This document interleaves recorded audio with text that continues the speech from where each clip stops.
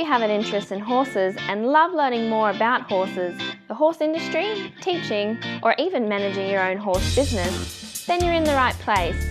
We would love you to join us on our mission, which is to improve the lives of horses around the world through the education of riders, handlers, and trainers. So get comfortable, listen in, and enjoy. Our guest today is Karen Crommelin. Karen's an FEI dressage specialist, coach, trainer and competitor, and she was also breeding some lovely Hanoverian warm bloods. We're going to bring in today the combination of her breeding and producing performance horses. She comes in from a rider's perspective and has entered breeding that way. How are you, Karen? I'm very well, thanks, Glenys. Karen, we normally start off with a favourite quote. Have you got one for us? My favourite quote? Forward is always the answer. Okay. And you obviously use that a lot with your coaching? Sometimes, if it's the right question. But obviously it means that you have to keep the horse forward thinking. They have to want to do the work and, you don't ride backwards ever. I think that there would be a good life one as well. You know, always thinking forward, thinking for the future as well. Yeah, indeed. Yeah, it's once it's done, and, don't keep it washing around in there. It's usually not helpful. Yep. Now, did someone tell you that quote or how did you start it off? No, I don't remember where I read it or picked it up, but it's just something that's always stuck with me that as a rider. Yep. So that really means that I'm also not very keen on gadgets or quick fixes or anything. That the fundamentals have to be in place. Yes. A go button in the horse. Yes. All right, Karen, we're going to start off just letting us know how you started with horses. How I started with horses. I was one of those crazy, obsessed children from when I was like 3 years old. I was put on the back of a horse, bareback, at the local riding school, which was Wallens in Wynnum in Brisbane. Yep. Very well-known family. Yep. And I rode a little brown pony called Tip Top, and it was the family joke that I had fallen off this pony every way known to man. And that was probably right. But I also had a hobby horse, and my mother would tell you that I used to wear the wheels out on my hobby horse. I used to just gallop around the house constantly on a horse. My mother couldn't take me out shopping with her without having to stop at the paddock where the horse was to feed the horse bread. Just completely horse obsessed from a very, very early age. And what about your parents? Did they have horses? Was there any background there? No. We lived in suburbia. The only connection was my father, who was a 10-pound pom when he first arrived in Queensland, worked on a station at Winton. I have a photo of him riding a horse out there. So possibly from that, there's something there in that sort of part of the family tree that filtered through some sort of craziness. Yeah. Okay, so you've gone on from there and, taken to dressage, to competitions, but it's the breeding I really want to know. How did you start with the breeding? What gave you the idea? Yeah, well, I had grown up. My parents got divorced when I was about 12, and my mother became interested in the thoroughbred industry. I had horses at that time, so I was riding, but my mother was non-horsey. But for some reason, she decided she was going to breed a few thoroughbreds. And so she bought a very nice thoroughbred mare, and off we went. We started breeding a couple of thoroughbred foals every year. She had shares in a syndicated horse called Blues Finito, who Jim Kennedy raced and then retired to stud. And so I used to go up to the Darling Downs with her, to the studs with the mares, etc. So saw that, understood how that worked, the breeding of foals and choosing stallions, etc. And, really loved it, of course, because it's very interesting. It's an interesting process to try and improve your mare by choosing a certain stallion. And, so that was sort of my early introduction to it. And it was only much later on in my 30s that I decided I would buy a mare, a warm blood mare, to breed warm blood horses for dressage. Okay, so you're already riding and competing at that stage. So you already had a bit of an idea of what you wanted as a competition horse? Yeah, I did, but it probably wasn't a very good idea because in those days, I'd grown up riding thoroughbreds. There just weren't warm bloods in that era. And so I had never actually had a warm blood horse until I bought this first mare that I was also going to use to be the foundation mare in the breeding program, but it was going to be via embryo transfer. So I actually wrote a business plan. I had this very ambitious plan in my head that I would buy this young warm blood mare, I would compete her and get her credentials there, and then I would, by embryo transfer, have foals from her to sell. Yeah, the plan didn't quite go accordingly, but anyway, that's the start of it. So what happened when you say the plan didn't go accordingly? Was she a Hanoverian? No, she wasn't. She was from Val d'Argent stud in the Hunter Valley. She was a gullet mare, and she was actually, she was Dutch warm blood out of a Trakehner mare. And, yeah, as it turned out, she was quite a bit tricky. And we were in Cairns at the time. That was where we lived because that's where my husband and I were working. Not a really great place to breed horses. And so we really didn't embark on the breeding side of it until we relocated from Cairns to just outside of Toowoomba. And meanwhile, I'm riding my mare, Jerry, her name was, and she was a lovely mare and I loved her dearly. But I pretty much abandoned the idea of breeding from her fairly rapidly because she was quite difficult in her temperament. And, yeah, it was very expensive. It still is. Embryo transfer is very expensive. And I just decided, no, this wasn't the right way to proceed and that I would just keep riding her and we would buy some mares to breed from, to use as our brood mares, dedicated brood mares. So that's what we did. All right, because, I mean, both the horses that you produce, that you're riding at the moment and competing on, you produce both of them, so there must have been a bit of a gap. What way did you go? What made you think, I want a different way here? I want something that I can ride, something with trainability. Oh, just general education, as you start to look into it and research it more, and I learned more about the bloodlines. And so then I decided I wanted to focus on the Hanoverian breed because I perceived that it was, producing the best dressage horses in the world. Some would dispute that, but for me, that they, had all the right foundations in place. We had some good Hanoverian lines here in Australia. And so where we relocated to was quite close to Canardi stud. Yes. That Holger and Melanie Schmall had at that time, and they had some lovely stallions there. And that was, in fact, the first broodmare we purchased was at one of their auctions. She was a Graf Landau mare, and she was a fantastic mare. We only, unfortunately, put her down only recently. She was 21 years of age. She had 11 foals for us. The first foal she ever had for us ended up as an elite mare in Australia, and that mare, who is now owned by Roz Lip, who owns Edward Saddle World in Toowoomba, subsequently for Roz produced champion Hanoverian foal in Australia.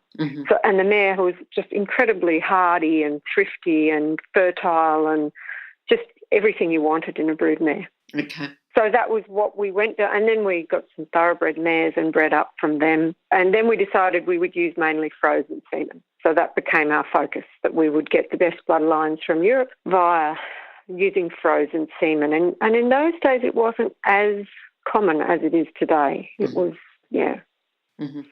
So that's how we sort of established the breeding program 15 years ago in the early days. Just a small group of mares and bred up from them. And we were very fortunate. We had extremely good vet services, still do, in the area. It's a very horsey area, of course. And, so we were lucky. We did very well with frozen semen. Good. I think that's good. It sort of explains. And it hasn't been all good. It hasn't been all easy. But there are, you've certainly produced some lovely horses from your start. Yeah, well, breeding is a numbers game, of course, and you're always going to have good and bad. You're going to have, years when it doesn't go according to plan. You'll have losses, and that's the saddest and hardest part is when you have, a mare that slips a foal or a dead foal. over the years, we actually had very, very few incidences like that, probably largely because we were only small in number, and you can micromanage Yes. when you have the smaller numbers. Much harder if you're a big stud with, 100 broodmares. Then the numbers of tragedies become more.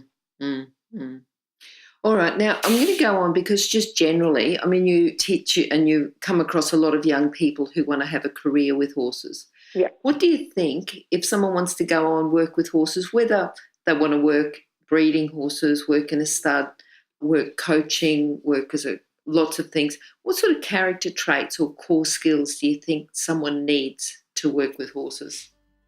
Huge dedication and a very good work ethic, because that is not an easy path to choose in life. So, I've coached lots of young girls who are horse mad and they want to go and, ride in Germany and do things like that. And I try not to be discouraging, but I try to say to them, try to pursue an education and have that as your backstop if the other plan fails. Is the way, because it is incredibly hard work to work in a horse industry. Yes, yeah. All right. And what about people who've helped you along your way? Well, I've had lots of people help me along the way. From my earliest days when I was in Pony Club, I was actually given rides on hacks by a very kind couple in the Pony Club who must have seen something in me that they decided that I could ride for them, and Bob and Stella Wood. And they put me on a horse and away I went and riding for them, and they carted me around to horse shows, including all the way to Sydney Royal and all over the place. And that gave me a lot of knowledge and experience to be able to ride their horses for them. And then when I was a teenager, I had lessons with a lady called Olive Nunn. I had Vince Corvey. So I had, some really, even in those early days, some really fantastic coaches. Ron Patterson, I remember having lessons with out at Albany Creek at Brisbane Active Riders Group, going back a long way. Yep. And, then later on, people like Christine Doan, trained a lot with Rosie Ryan, and Rosie was tremendously encouraging always. Just such a lovely lady. And then probably most recently, the person who as a rider I've spent the most time training with, and I'm just so grateful to be able to do that, is Leonie Brammel, who comes from Germany to coach here in Australia, normally about 4 times a year. She's just, it's just so amazing to have a world-class coach like that and to be able to take your own horses to her. Yep. And she definitely, I would say, is the biggest influence on me as a rider and a coach. Okay. And if I can even transport 10% of her knowledge to anyone I coach, I'll be happy. How long have you been working with Leonie? I first went to Leonie in Germany for lessons about 15 years ago, and on Christine Doan's recommendation, because I was actually going across to Germany. I had 2 goals in my head. One was to ride a Grand Prix Schoolmaster, which I succeeded in doing. And the second was to drive around in the Hanoverian breeding district and look at as many stallions as I could to get my eye in for the stallions and the traits of the stallions. And so that's what my husband and I did. We spent 3 weeks driving around in Germany and I had lessons with 3 different trainers actually, but Leonie amongst them, and looking at all these fantastic stallions. And that was incredibly helpful. I probably should go back and do it again, but it's just not that easy to drop everything and go to Germany and do that. Yeah. All right. Now, all those people, you've talked about a couple of horses. Who do you think if you've got a horse that's influenced you? Can you pull out one or a couple that you think these horses have changed the way I ride, changed the way I think about horses, changed the way I do things? Well, I won't focus on any negative ones. I'll only focus on the positive ones, because we've all had those horses in our history that we wished we didn't have to ride. Yep. But I had a very fantastic mare. So the first mare that I bought, as I mentioned before, was Argentile Germain, Jerry, who was a very slightly difficult horse, but on the ground, but actually really lovely to ride, but perhaps not quite as talented. The canter was a bit not so easy. It was a very big canter, and so it made collection difficult and the changes difficult. Fantastic trot. But, I had a lot of fun on her. I, enjoyed her tremendously. But the second horse that I had after her was the one that I was very fortunate to get, a horse called Belcam Abbey, who was an Aachen mare. And she was the one that took me up to the FEI levels. And whilst we didn't get to Grand Prix, we trained all the Grand Prix work together. And she was just a wonderful, wonderful horse. And I wish I still had her today. I wish I had her today with the knowledge that I have now. Yep. But that's, unfortunately was not to be. But she just taught me so much and gave me so much confidence as a rider. Mm-hmm. Yeah. Mm-hmm. And what about the two horses that you've got now that you compete in? Mm-hmm. Well, the older one, they're actually both at the same level. Mm-hmm. The older one, Elite Rouge Homme, Redman, is by Rochbon out of a thoroughbred mare, so we bred him. And he had a really, really successful career as a young horse just starting out. The first year out in official competition, he was runner-up, newcomer horse of the year. He went to the nationals at novice level. He placed in one of the novice classes down there, which was really a huge effort for basically a homebred horse, and a half-bred. Mm-hmm. When I looked around at all the other people on the horses that were with me on getting the rosettes, Judy Dirks and Tor and Emma Flavel, and and they're all on. A lot of them were on pretty fancy imported horses. Mm-hmm. I was just sort of like, wow, that's pretty good. And he's still ticking along. He's ready to do Prix St George, but he's had a very checkered career with injury, as you do get those sort of horses. So each time I've got him to the point that I think, yep, now we're ticking along and we're going to push on, then, something seems to go wrong. But anyway, he's going well at the moment, and I enjoy riding him very much, and hopefully he steps up into the FEI ranks next year. Mm-hmm. He can be a little bit spooky in indoor arenas, which makes him slightly challenging. The other one that I have is also a frozen semen horse by a horse called Doncier, and a mare, and I absolutely love her to bits. She's a Doncier out of a Contango to Königsberg mare, so she's got a little bit of dash of Trakehner on the dam line, which I really, really like. She's black and she's little, and I'm very fortunate to be riding her. She's really flying up the levels very rapidly. She's 8 now, and she's ready well and truly to step into Prix St George next year. Good. And is already training short steps and such. So she's hopefully going to be a horse for the future for me. Yeah. Good. And I'm actually trying to replicate her by breeding using Doncier again out of a Weltmeyer mare we have, because I would really like another one of her. Okay. Now, what's been your proudest moment? What do you think that's been?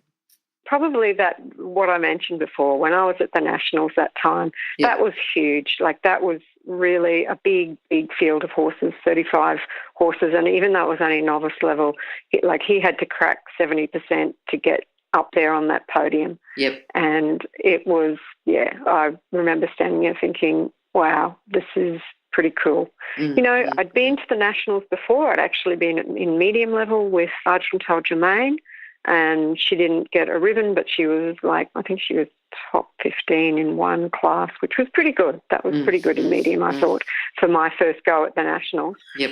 And I'd been to Sydney CDI and placed in young horse classes, but I'd never been at the Nationals before and placed like that. So, that was probably, the most fun. And also being at the Sydney CDI with horses that I've bred, and it's happened a number of times now with different horses, where I've taken them down for young horse classes and they've placed top 10. That's a really cool feeling, knowing you're on a horse that you've not only bred, but you've trained, and it's up there. Okay, good. And thinking of all the, because you'd said about ups and downs and injuries and everything else, what do you think's been your biggest challenge? Distance. Okay. Distance that you have to travel constantly for events. It's either, for me, it's, there's some shows, of course, in Toowoomba where I am, But, basically now every time I want to compete, I have to put my horses on the truck and drive to Brisbane, to Cusack, Caboolture. So it's a 3.5-hour drive, one each way. Mm-hmm. And, if I want to go to Sydney, then it's a 2-day drive. Yeah, and I think a lot of riders would say the same. I'm not unique with that. But because I'm in Toowoomba, I am that little bit further out. That does make it difficult. Yes. Yep. All right, just thinking about when you are out competing but also coaching, what do you think is a common problem or a common thing that holds people back, holds horses back, holds their results low? Is there a common thing that you see? And also talk about how to fix it. Oh, that's a tricky question. It's a very broad one. Yeah, broad question. No, I think one thing that I really, as a coach, I really discourage people from thinking negatively. I think you must never have negative self-talk. You must always, like everyone is guilty of when they come out of a test of going, I could have done this, or we're all perfectionists and I could have done that.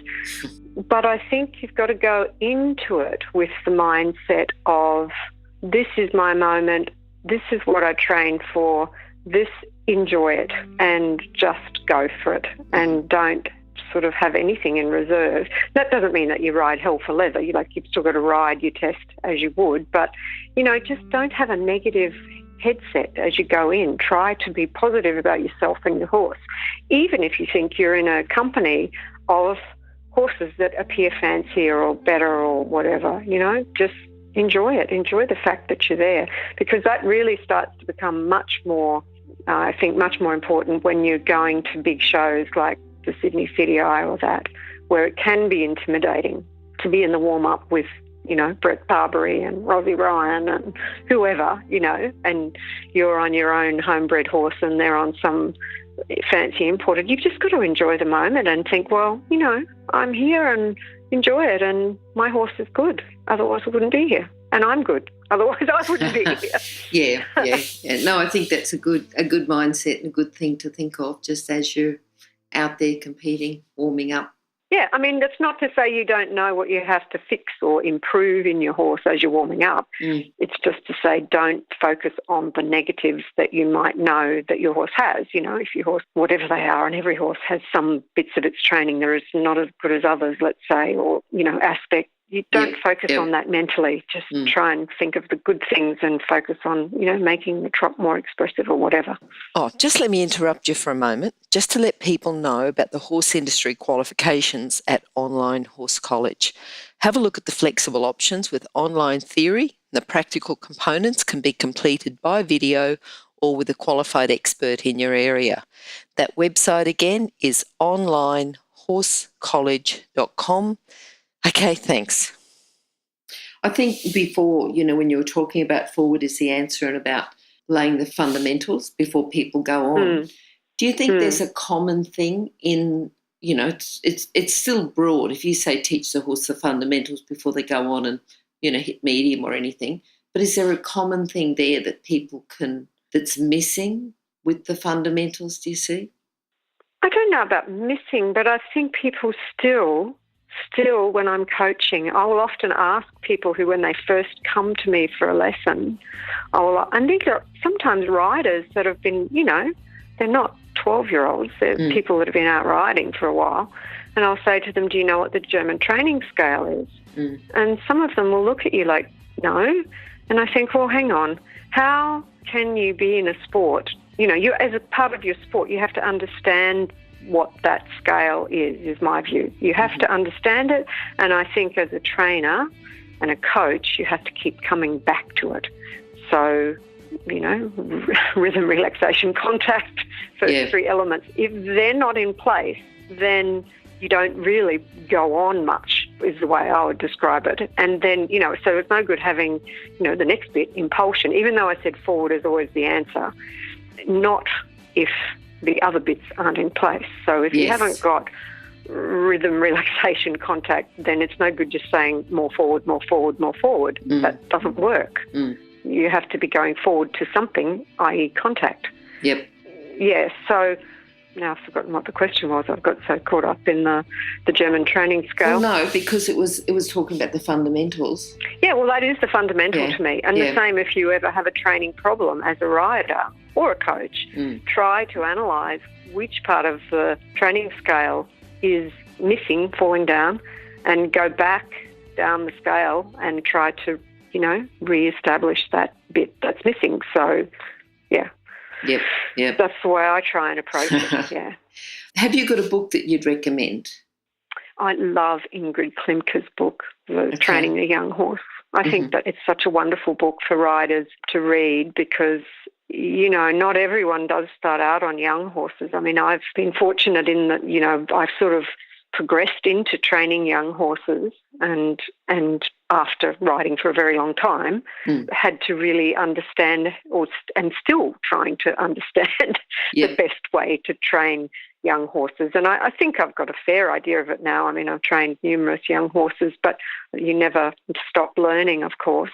And I would love to go and just spend some time in Germany just sitting on the sidelines watching at one of the big barns where a lot of young horses are started, whether Leonie's place or Susan Meissner's or someone like that who has a very good reputation for starting young horses, to just really understand the fundamentals because every young horse is slightly different and presents a challenge. But Ingrid Klimke's book and the videos are just fantastic training tools, whether you have a young horse or whether you just are an amateur rider who wants to improve their riding. I think the fundamentals that she illustrates are just so good. But, that would be my choice. Okay. Good.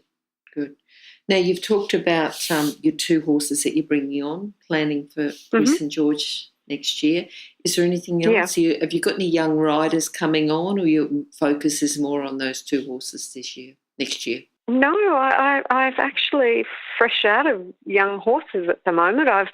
After having years of riding, of usually having a young horse, coming along. And so my Doncier mare, like she went through the ranks with me, 5-year-old, 6-year-old, etc. I have a 3-year-old being broken in, but I probably will sell him. He's probably not for me. And I sold 3 young horses earlier this year, a 4-year-old and a 5-year-old, both mares who I was riding, and I'm sort of a little bit sad that I sold the 4-year-old in particular. I should have possibly kept her for myself, but anyway, when you breed them, you have to do that. Yes. And I'm actually trying not to be riding 4-year-olds anymore because there's always a risk factor when you ride young horses, and as I discovered last year, I don't bounce as well as I used to, so I am trying to keep my backside off of just green broken or 4-year-old horses. Sit on something slightly more civilised. Sure. No, I can understand that.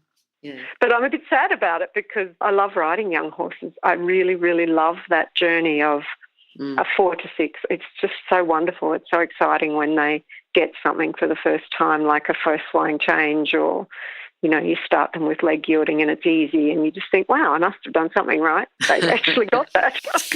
Good. Okay. All right. Now, Karen, can you sum up your philosophy into a lesson today? The philosophy that I have in a lesson?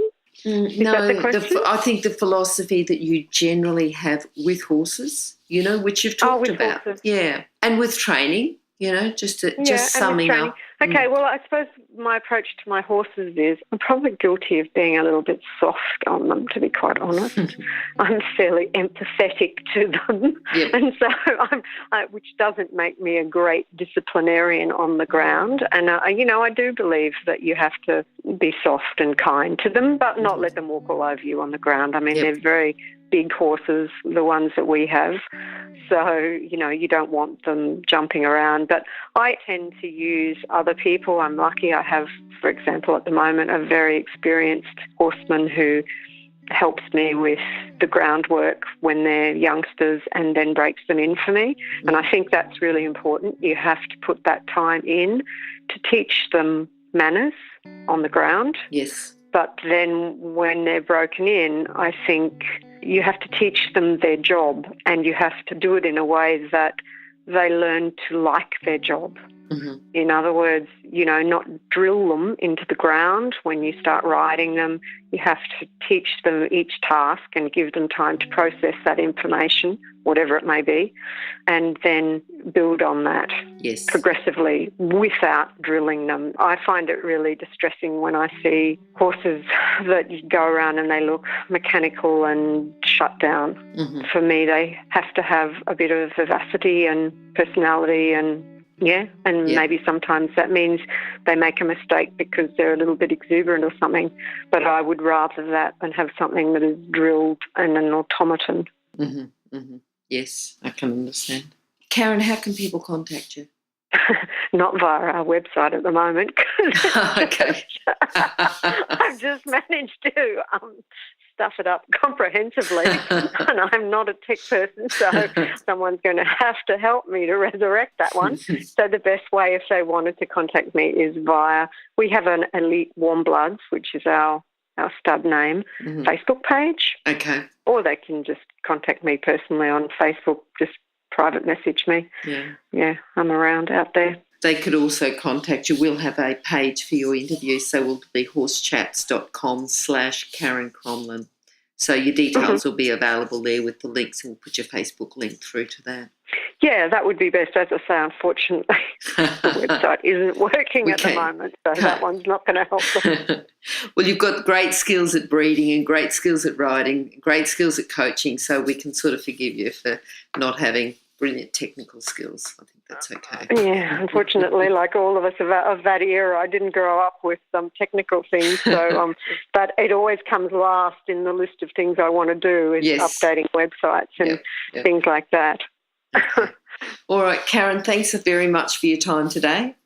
I'm sure we've really appreciated it. No, thank you, Glenys. It was lovely speaking to you. Yeah, and it's great to know that, you were one of the crazy obsessed children. So when we meet crazy obsessed children, they'll be able to go on and do something and improve the breeding and improve the world of horses, which is good. Well, I think it just goes to show also, because I gave up riding for nearly 10 years at one stage, it just goes to show, though, that if it's in there, it's very hard to give it up completely. Yes, for sure. Yep. Okay. All right, good to talk to you today, Karen, and hopefully we'll talk again soon. Yep, thanks, Glenys. Bye.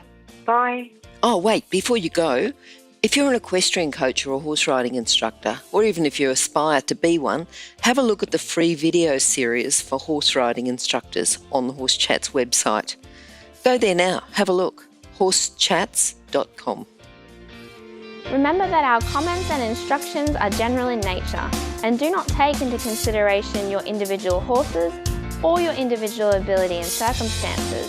If you enjoyed this podcast, then please leave your comment below.